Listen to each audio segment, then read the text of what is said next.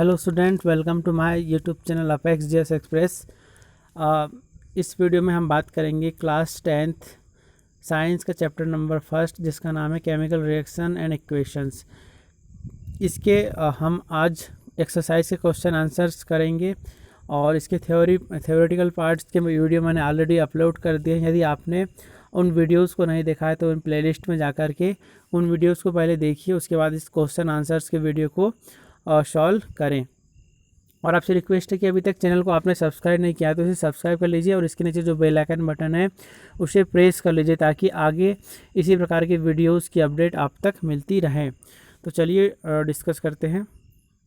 और यह जो वीडियो है ये पार्ट फर्स्ट है और ये सारे क्वेश्चंस लगभग 20 क्वेश्चंस हैं और उसे हम कुछ 2 या 3 पार्ट्स में कवर करेंगे। तो ये आपका इस वीडियो का ये फर्स्ट पार्ट है एक्सरसाइज का। क्वेश्चन नंबर फर्स्ट है, which one of the statement about the reaction below are incorrect. Okay, आपको एक रिएक्शन दी हुई है, इसमें आपको बताना है कि जो स्टेटमेंट है उसमें क्या क्या इनकरेक्ट है।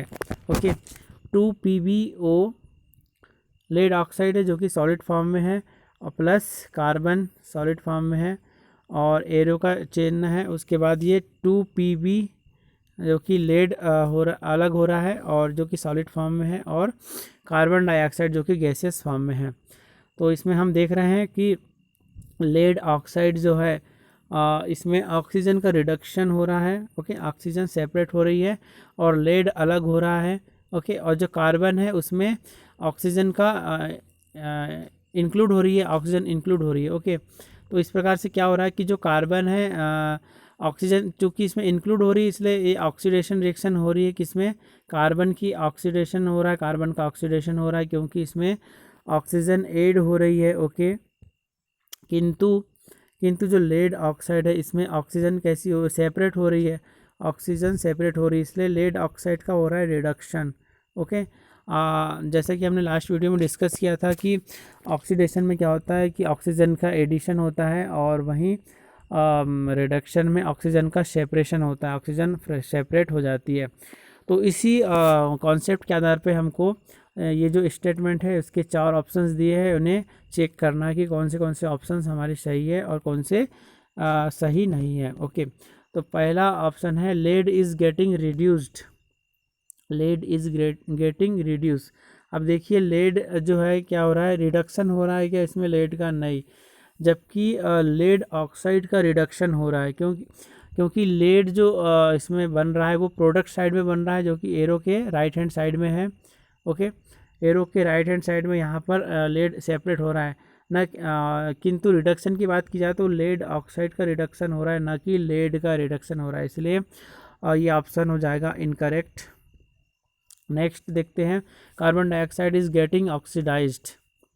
कार्बन डाइऑक्साइड जो है ऑक्सीडाइज हो रही है, ऐसा भी नहीं है क्योंकि इसमें ऑक्सीडेशन किसका हो रहा है, कार्बन का ऑक्सीडेशन हो रहा है, तब जाकर कार्बन डाइऑक्साइड बन रही है, इसलिए ये भी स्टेटमेंट हमारा इनकरेक्ट हो जाएगा। ए और बी दोनों इनकरेक्ट हैं। तीसरा देखते हैं सी, कार्बन इज़ गेटिंग ऑक्सीडाइज्ड। तो कार्बन का ऑक्सीडेशन हो रहा है, बिल्कुल हो रहा है, कार्बन डाइऑक्साइड बन रहा है, इसलिए ये ऑप्शन सही हो जाएगा। डी है, lead oxide is getting reduced.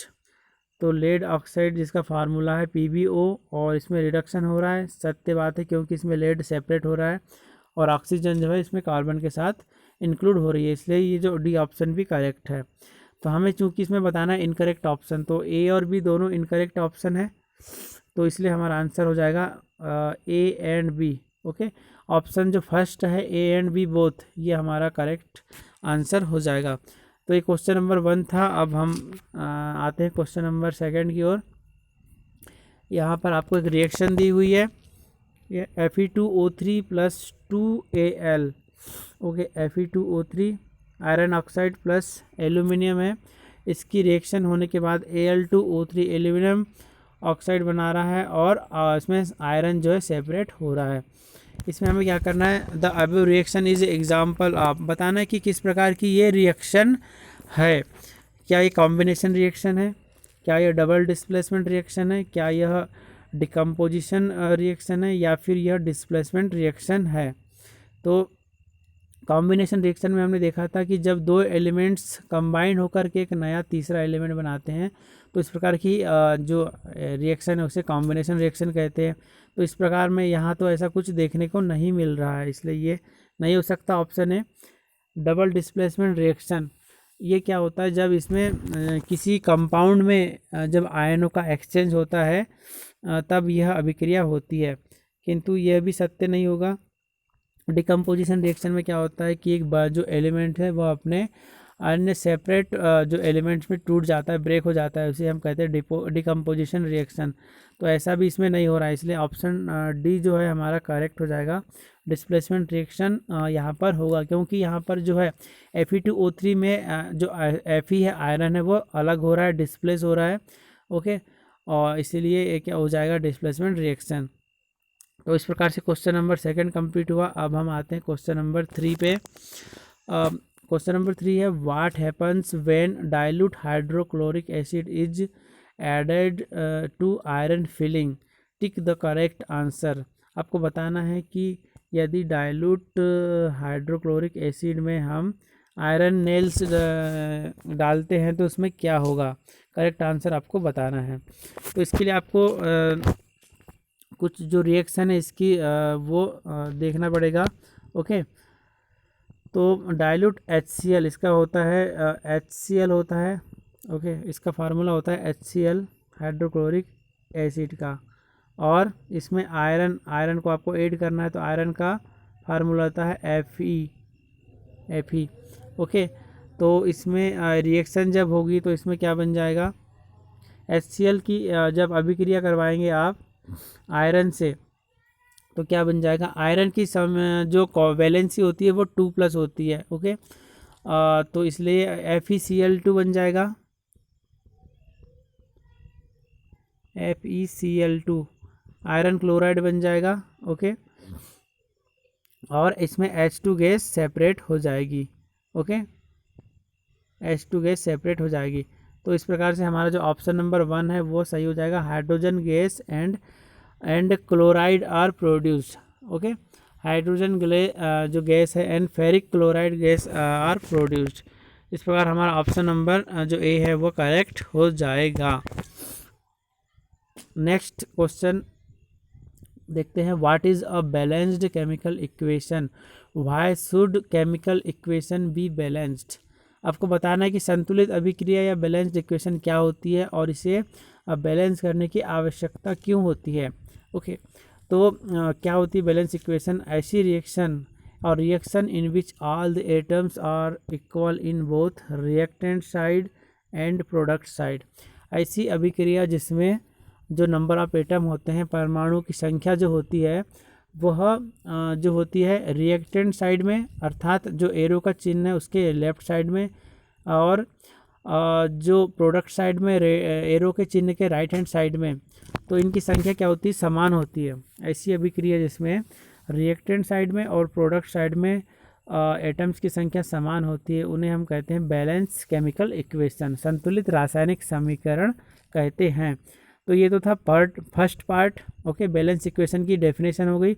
अब हमें बताना है कि why should chemical equation be balanced. तो हमें केमिकल इक्वेशन को बैलेंस करने की आवश्यकता क्यों होती है। तो चूंकि क्या होता है, यह जो केमिकल इक्वेशन है law of conservation of mass इसे फॉलो करती है। ओके, अब law of conservation of mass क्या होता है कि जो मास है, ओके, जो द्रव्यमान है, number of atom, total number of जो एटम है उनका जो मास है वो कंजर्व होता है। ओके, तो लॉ ऑफ जो कंजर्वेशन ऑफ मास है उसका स्टेटमेंट है कि मास को न तो क्रिएट किया जा सकता है और न ही इसे डिस्ट्रॉय किया जा सकता है, परंतु इसे एक प्लेस से दूसरे प्लेस की ओर ट्रांसफॉर्म किया जा सकता है। तो ये होता है law of conservation of mass या द्रव्यमान संरक्षण का नियम। तो इसको चूँकि केमिकल रिएक्शन फॉलो करती है इसलिए हमें जो है जो नंबर ऑफ़ एटम्स है उन्हें बैलेंस करने की आवश्यकता होती है। ओके, जो रिएक्टेंट साइड में टोटल नंबर ऑफ़ एटम्स कितने हैं और उतने ही नंबर ऑफ़ एटम्स जो होंगे हमारे प्रोडक्ट साइड में होंगे। तो ये इसका रीज़न होता है। अब हम आते हैं क्वेश्चन नंबर 5 पर। क्वेश्चन नंबर 5 है translate the following statement into chemical equation and then balance them. Okay, हमें स्टेटमेंट को फॉलो करते हुए translate the following statement into a chemical equation and balance them. एक स्टेटमेंट दिया गया, इसके आधार पर आपको इक्वेशन लिखनी है, केमिकल रिएक्शन लिखनी है और उसे बैलेंस भी करना है। ओके, तो देखते हैं। Hydrogen gas combines with nitrogen to form ammonia.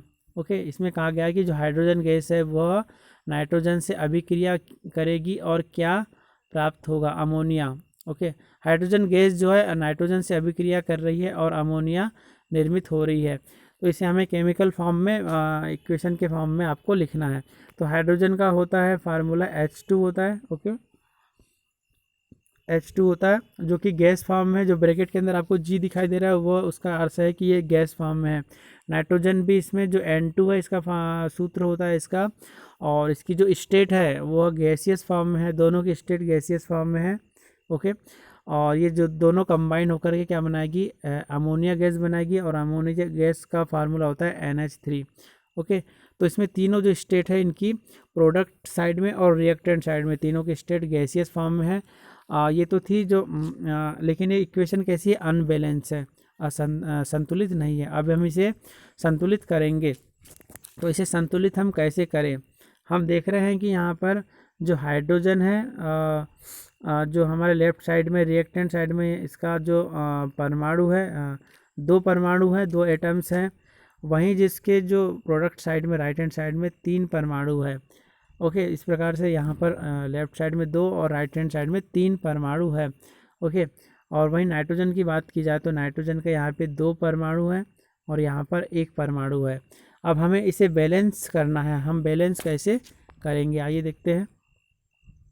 तो यदि हम जो H2 है यहाँ पर H2 में 3 का मल्टीप्लाई कर देते हैं, तो हमने यहाँ पे 3 का मल्टीप्लाई किया, 3 का गुणा किया, तो इस प्रकार से जो इसमें हाइड्रोजन की संख्या कितनी हो जाएगी, 3 गुणा 2 अर्थात 6 हो जाएगी। 3 गुणा 2 इक्वल टू 6 हो जाएगी। ओके, और नाइट्रोजन में हम कोई चेंजेस नहीं करते, जिसको जैसा का वैसा रहने देते हैं। और एरो के साइड में हम जो NH3 था, यहाँ पर जो NH3 था, यहाँ पर यदि हम 2 का मल्टीप्लाई कर दें तो 2NH3 हो जाएगा। अब हम यहाँ पे काउंट करते हैं कि सभी जो अपने एलिमेंट्स है उनकी क्या एटम्स की संख्या बराबर है।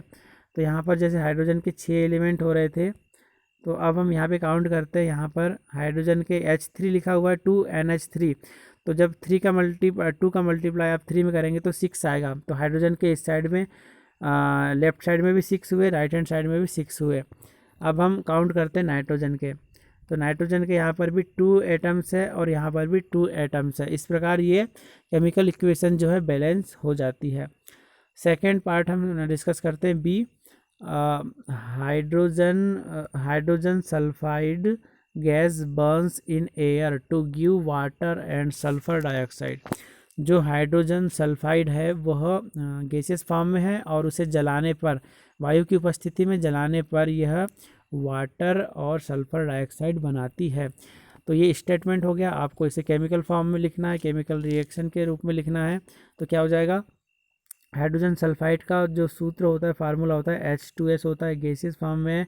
वहीं जो एयर जो है, कोई भी चीज़ जलती है ऑक्सीजन की उपस्थिति में जलती है, प्रेजेंस ऑफ ऑक्सीजन।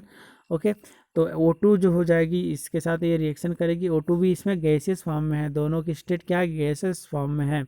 और ये क्या बना रही है, वाटर जो है लिक्विड फॉर्म में है, और वाटर का सूत्र होता है, फार्मूला होता है H2O। और सल्फर डाइऑक्साइड जो कि गैसियस फॉर्म में, इसका फार्मूला होता है SO2। किंतु ये जो रिएक्शन तो हमने लिख दिया, किंतु ये क्या है, अभी अनबैलेंस है, संतुलित नहीं है। अब हमें इसे संतुलित करना पड़ेगा। तो जब हम संतुलित करेंगे इसे, तो हमें क्या करना होगा, जो इसमें यदि हम 2 का मल्टीप्लाई कर दें H2S में, तो H2S में हमने 2 का मल्टीप्लाई कर दिया और O2 में 3 का मल्टीप्लाई कर दिया। ओके, और इधर H2O में भी 2 का मल्टीप्लाई किया और SO2 में भी 2 का मल्टीप्लाई किया। अब हम देखते हैं कि ऐसा करने से क्या हमारे जो एलिमेंट्स है उनमें परमाणु की संख्या समान हो रही है। तो आइए देखते हैं। जो 2H2 है, इसमें हाइड्रोजन के एटम्स कितने हो जाएंगे, 4 हो जाएंगे लेफ्ट हैंड साइड में। अब हम राइट हैंड साइड में काउंट करते हैं, यहाँ पर भी 2H2 है, इसका अर्थ है इसका टोटल नंबर ऑफ एटम यहाँ पर भी राइट हैंड साइड में 4 होंगे हाइड्रोजन के। अब हम काउंट करेंगे हाइड्रोजन के बाद सल्फ़र के यहाँ पे 2 एटम्स हैं, और राइट हैंड साइड में हम काउंट करते हैं, यहाँ पर भी इसके 2 एटम्स हो गए। ओके, सल्फ़र के हो गए। अब हम ऑक्सीजन के एलिमेंट काउंट करेंगे, ऑक्सीजन के एटम्स काउंट करेंगे। तो ऑक्सीजन के एटम्स हो गए 3 2 जा 6, 3 दूनी 6 हो जाएगा ऑक्सीजन के एटम। और हम राइट साइड में देखते हैं प्रोडक्ट साइड में, तो इसके जो ऑक्सीजन के एलिमेंट हैं कितने हो जाएंगे, यहाँ पर जो है आपको ये 2 एलिमेंट यहाँ पर दिखाई दे रहे हैं, 2 परमाणु 2 परमाणु यहाँ पर, क्योंकि 2 सामने लगा हुआ है और O, तो 2 यहाँ पर हो गए और यहाँ पर हो गए 4 हो गए, तो टोटल यहाँ पे 6 हो गए। ओके, इस प्रकार से लेफ्ट हैंड साइड और राइट हैंड साइड दोनों साइड में 6 एटम्स हो गए। तो इस प्रकार से जो इक्वेशन है बैलेंस हो गई, यही हमें करना था। अब हम करते हैं part C. Barium chloride react with aluminium sulphate to give aluminium chloride and precipitate of barium sulphate. हमें क्या करना है, बेरियम क्लोराइड को रिएक्शन करवानी है, किससे, एल्यूमिनियम सल्फेट से। ओके, और क्या हो जाएगा इससे, एल्यूमिनियम क्लोराइड बनेगा और बेरियम सल्फेट बनेगा। ओके, तो इसकी रिएक्शन हमने लिख लिया। बेरियम क्लोराइड का फार्मूला होता है BaCl2 जो कि एक्वस फॉर्म में है, Al2SO4/3 एल्यूमिनियम सल्फेट का फार्मूला होता है Al2SO4/3 जो कि एक्वस फॉर्म में है। और रिएक्शन के बाद हमें क्या प्राप्त हो रहा है, AlCl3 एल्यूमिनियम क्लोराइड प्राप्त हो रहा है जो कि एक्वस फॉर्म में है। और जो बेरियम सल्फेट जो है वह प्राप्त होगा जो कि प्रेसिपिटेट अर्थात सॉलिड फॉर्म में होगा। तो बेरियम जो क्लोराइड है, इसमें जो बेरियम है इसका जो बेरियम है वह किससे रिएक्शन करेगा, SO4 अर्थात सल्फेट से रिएक्शन करेगा और क्या बनाएगा, बेरियम सल्फेट जो कि एक प्रेसिपिटेट फॉर्म में होगा। प्रेसिपिटेट मैंने बताया था कि जो अवक्षेप होता है अर्थात जो डिज़ोल्व नहीं होता और जो लिक्विड की जो तली में बैठ जाता है और डिज़ोल्व नहीं होता, उसे हम प्रेसिपिटेट कहते हैं। अर्थात ही डबल डिस्प्लेसमेंट रिएक्शन में देखने को मिलता है अक्सर। तो इस प्रकार से बेरियम सल्फेट बनाएगा। और जो क्लोरीन है और ये एल्यूमिनियम के साथ रिएक्शन करके AlCl3 बनाएगा। ओके, अब ये ऐसा फार्मूला क्यों हो रहा है AlCl3, क्योंकि एल्यूमिनियम की जो संयोजकता होती है वैलेंसी 3+ होती है और क्लोरीन की -1 होती है, इसलिए ये जो फार्मूला आपको दिखाई दे रहा है AlCl3 हो जाएगा। ऐसा करने से एल्यूमिनियम की 3+ हो गई, 3 संयोजकता, और क्लोरीन की 3 हो गई, इसलिए AlCl3 हो जाएगा। इसी प्रकार से बेरियम जो होगा, बेरियम में 2+ होता है वैलेंसी और क्लोरीन की -1 होती है, तो इसलिए हमने यहाँ पर 2 का मल्टीप्लाई किया BaCl2 में। ओके, अब हम इसे बैलेंस करेंगे। अब बैलेंस करने के लिए हमें यहाँ पर जो BaCl2 है उसमें 3 का मल्टीप्लाई करना पड़ेगा और Al2SO4/3 इसे जैसा का वैसा रखना पड़ेगा। और AlCl3 जो था यहाँ पर उसमें हमें यहाँ पर 2 का मल्टीप्लाई करना पड़ेगा और BaSO4 में 3 का मल्टीप्लाई करना होगा। ऐसा करने से इक्वेशन बैलेंस हो जाएगी। आइए देखते हैं बेरियम के जो एटम्स इन्हें काउंट करते हैं। तो यहाँ पर बेरियम के 3 है, जो परमाणु है 3 है। और इसके बाद हम राइट हैंड साइड में देखते हैं प्रोडक्ट साइड में, यहाँ पर भी बेरियम के 3 हैं परमाणु। ओके, अब क्लोरीन के हम काउंट करते हैं, क्लोरीन के यहाँ पे 2 है। और अब हम राइट हैंड साइड पे देखते हैं क्लोरीन के, ओके 2, और ये सॉरी लेफ्ट साइड में क्लोरीन के 2 + 2 × 3 6 है परमाणु। अब राइट हैंड साइड में कितने हो जाएंगे, Cl3 आप दिख रहे 3 और ये 2 2 3 जा 6 हो जाएंगे। इस प्रकार से क्लोरीन के भी बैलेंस में है। ओके, अब हम किसके काउंट करेंगे, एल्यूमिनियम के यहाँ पर 2 एटम्स हैं और यहाँ पर एल्यूमिनियम के भी 2 एटम्स हैं। ओके, अब क्या बच गया, SO4 के हम काउंट करते हैं। SO4 के यहाँ पर 3 है, 3 एटम्स है।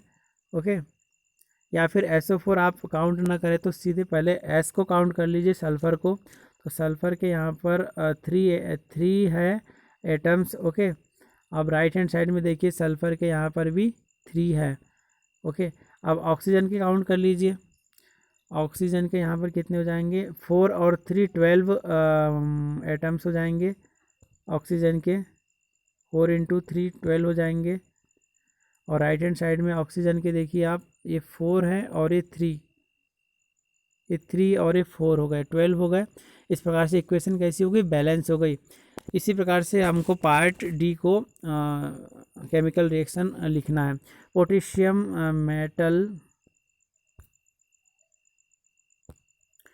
Potassium metal react with water to give potassium chloride and hydrogen gas. इसमें क्या बताना है हमको, पोटेशियम की जो रिएक्शन है वह वाटर से अभिक्रिया करवानी है। तो क्या बन जाएगा, potassium hydroxide and hydrogen gas बन जाएगी।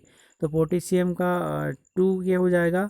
ओके, पोटेशियम का जो सिंबल होता है के होता है, उसका परमाणु क्रमांक होता है 19। और H2O का फार्मूला होता है, जल का फार्मूला, वाटर का फार्मूला होता है H2O। ओके, और इधर राइट हैंड साइड में क्या लिखा है, 2KOH ओके, प्लस H2। तो ये इसमें जो पोटेशियम है सॉलिड फॉर्म में है, क्योंकि मेटल है, मेटल सॉलिड फॉर्म में होता है। H2O लिक्विड होता है, लिक्विड फॉर्म में, इसलिए हमने L लिखा। और KOH जो है क्षारी, जो जली विलयन है, इसलिए एक्वस फॉर्म में है। और H2 जो गैस है, इसलिए हमने यहाँ पर G लिखा है। तो केमिकल रिएक्शन में ये स्टेट भी लिखनी अनिवार्य होती है, जैसे कि हमने लास्ट वीडियो में डिस्कस किया था। तो ये इक्वेशन जो है किस प्रकार की है, अनबैलेंस है। अभी इसे हम बैलेंस करेंगे। ओके,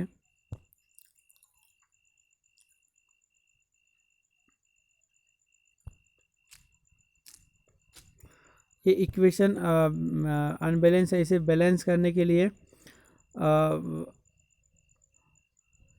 इक्वेशन ऑलरेडी बैलेंस्ड है, मैंने इसे डबल बार लिख दिया है दोस्तों। ये इक्वेशन हालांकि पहले से बैलेंस्ड है। ओके, तो ये डी पार्ट भी कंप्लीट हो गया। अब हम क्वेश्चन नंबर 6 पर आते हैं। क्वेश्चन नंबर 6 को सॉल्व करते हैं। Balance the following chemical equation. ये आपको केमिकल इक्वेशन दी हुई है, इन्हें हमको बैलेंस करना है। ओके, तो चलिए बैलेंस करते हैं। ए HNO3 प्लस CaOH/2 और इधर राइट हैंड साइड में CaNO3/2 प्लस H2O। ये केमिकल इक्वेशन दी है, इसे बैलेंस करना है।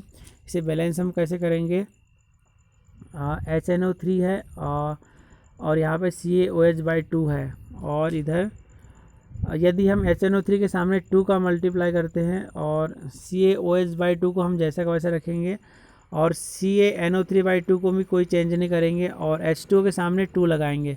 अब ऐसा करने से हम काउंट करके देखते हैं कि ये बैलेंस में हो रहा है, इक्वेशन बैलेंस में है। तो इसी प्रकार से आप काउंट करके देख सकते हैं कि पहले आप हाइड्रोजन के एटम्स काउंट करके देखिए। यहाँ पर हाइड्रोजन के 2 एटम्स हैं और राइट हैंड साइड में भी हाइड्रोजन के 2 एटम्स है। अब नाइट्रोजन के आप काउंट करिए, यहाँ पे 2 है नाइट्रोजन के, क्योंकि यहाँ पे 2 का मल्टीप्लाई है। और राइट हैंड साइड में भी नाइट्रोजन के 2 एटम्स है दोस्तों। NO3 में 2 बाहर है, हम सिंगल एलिमेंट काउंट कर रहे हैं, इसलिए नाइट्रोजन के 2 है यहाँ पर। ऑक्सीजन के काउंट कीजिए, यहाँ पे 3 2 जा 6 है, 3 2 जा 6 है। ऑक्सीजन के 3 2 जा 6 है यहाँ पर। और इस साइड में है 2 और 8 हो गए, यहाँ पे 6 है और यहाँ पर 2 है, 8 हो गए इसके एटम्स। अब इस साइड में भी 8 होने चाहिए, तो यहाँ पर ये 3 2 जा 6 हो गए और यहाँ पर ये 2 हो गए, तो यहाँ पे 6 और यहाँ पे 2। ऑक्सीजन के भी बैलेंस में हो गए एटम्स। अब हम क्या करेंगे, किसके काउंट करना बाकी रह गया अभी, कैल्शियम। कैल्शियम के यहाँ पे 2 एटम्स हैं और इसकी वैलेंसी 2 होती है। ओके, तो यहाँ पे इसके सामने कोई मल्टीप्लाई नहीं किया था हमने। इसके मॉलिक्यूल 1 है लेकिन इसकी संयोजकता 2 होती है, तो इसके मॉलिक्यूल यहाँ पे 1 है तो यहाँ पर भी 1 ही है। ओके, इस प्रकार से हमने देख लिया सभी एलिमेंट्स के नंबर ऑफ एटम्स को काउंट करके देख लिया, बोथ साइड में, लेफ्ट हैंड साइड और राइट हैंड साइड में, सभी में जो एलिमेंट्स है एटम्स है, नंबर ऑफ एटम्स वो बराबर आ रहे हैं, अर्थात हमारी जो इक्वेशन है बैलेंस्ड इक्वेशन है। इसी प्रकार से हमें जो बी पार्ट है उसमें भी बताना है, जो NaOH प्लस H2SO4, इसमें Na2SO4 और H2O। ओके, इसमें बैलेंस केमिकल इक्वेशन ये लिखा है हमने। तो दोस्तों इसमें NaOH में आप 2 का मल्टीप्लाई कीजिए और H2SO4 को जैसा का वैसा रहने दीजिए, और एरो के बाद इधर Na2SO4 को भी एज इट इज़ रहने दीजिए, और H2 के सामने हमने 2 लगा दिया।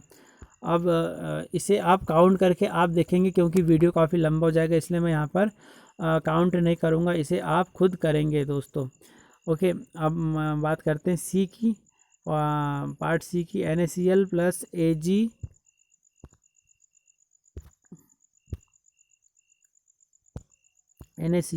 AgNO3 stands to AgCl plus NaNO3। यहाँ पर जो इक्वेशन है पहले से ही बैलेंस्ड में है। क्यों? क्योंकि यहाँ पर जो Na है, Na का जो मॉलिक्यूल से 1 है यहाँ पर। ओके, और यहाँ पर भी इसके सामने 1 ही है मॉलिक्यूल। ये वहीं क्लोरीन का इसमें भी एटम 1 है, मॉलिक्यूल 1 है, और यहाँ पर भी 1 है। ओके, और Ag का यहाँ पर 1 मॉलिक्यूल है, यहाँ पर भी Ag का 1 मॉलिक्यूल है। NO3 की बात करें तो यहाँ पर भी NO3 के सामने 1 ही मॉलिक्यूल है, और यहाँ पर भी 1 ही मॉलिक्यूल है। इस प्रकार से जो इक्वेशन है बैलेंस्ड इक्वेशन है। अब बात करते हैं पार्ट डी की। पार्ट डी में यहाँ पे कुछ मिस्टेक हो गई, टाइपिंग मिस्टेक दोस्तों। ये BaCl2 है, BaCl2, और इसका जो रिएक्शन करवाना है हमें H2SO4 के साथ करवाना है, तो क्या बन जाएगा BaSO4।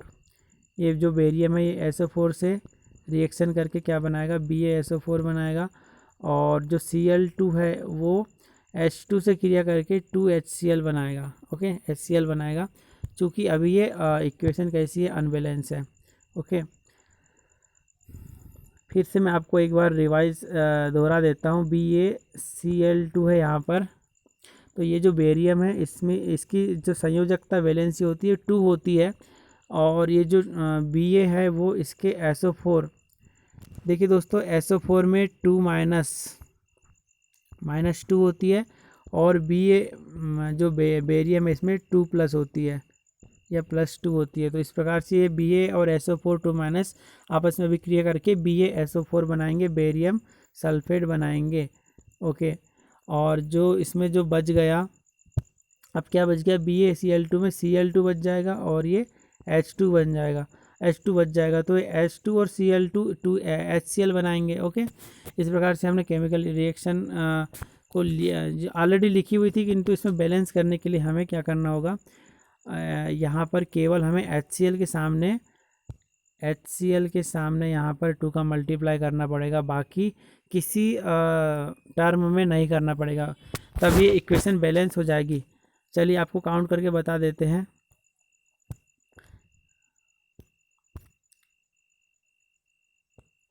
यहाँ पर बेरियम का मॉलिक्यूल 1 है, यहाँ पर भी 1 है। ओके, Cl2 के सामने यहाँ पर एक ही मॉलिक्यूल है। मॉलिक्यूल का अर्थ है दोस्तों यहाँ पे हमने किसी मॉलिक्यूल का अर्थ है हमने यहाँ पे किसी संख्या का मल्टीप्लाई नहीं किया है। यदि आप एटम की बात करें तो यहाँ पे Cl2 के 2 एटम्स हैं, और यहाँ पर भी Cl2 के आपको 2 एटम्स देखने को मिल जाएंगे। ओके, देख सकते हैं यहाँ पे 2 का मल्टीप्लाई किया हमने, HCl में 2 का मल्टीप्लाई किया, अर्थात Cl2 के 2 एटम्स हैं। ओके, अब हम किसे काउंट करेंगे, H2 को। H2 में हाइड्रोजन के परमाणु की संख्या 2 है। ओके, हम आप एटम से काउंट कीजिए, ज़्यादा आपको समझने में आसानी होगी। तो हाइड्रोजन के इसमें एटम्स 2 है, और यहाँ पर भी हाइड्रोजन के एटम्स 2 हैं, इस प्रकार बराबर है। ओके, सल्फर का यहाँ पर 1 एटम है, और यहाँ पर भी 1 ही एटम है। ऑक्सीजन की बात करते हैं, ऑक्सीजन की बारी है। अब ऑक्सीजन के यहाँ पर 4 एटम है, और यहाँ पर भी ऑक्सीजन के 4 एटम हैं। इस प्रकार से ये इक्वेशन कैसी है, बैलेंस्ड इक्वेशन है। इसी प्रकार से आपको बैलेंस करना है दोस्तों। और ये तो था हमारे पार्ट फर्स्ट था, क्वेश्चन फर्स्ट से क्वेश्चन नंबर 1 से लेकर क्वेश्चन नंबर 6 तक थे। नेक्स्ट पार्ट 2 में हम क्वेश्चन नंबर 6 से लेकर क्वेश्चन नंबर 10 या 11 तक कवर करेंगे। तो वीडियो आपको पसंद आया तो इसे लाइक कीजिए और वीडियो को ज़्यादा से ज़्यादा शेयर कीजिए और चैनल को सब्सक्राइब कीजिए। उम्मीद है वीडियो आपको पसंद आया होगा। मिलते हैं एक नए वीडियो के साथ, तब तक के लिए जय हिंद।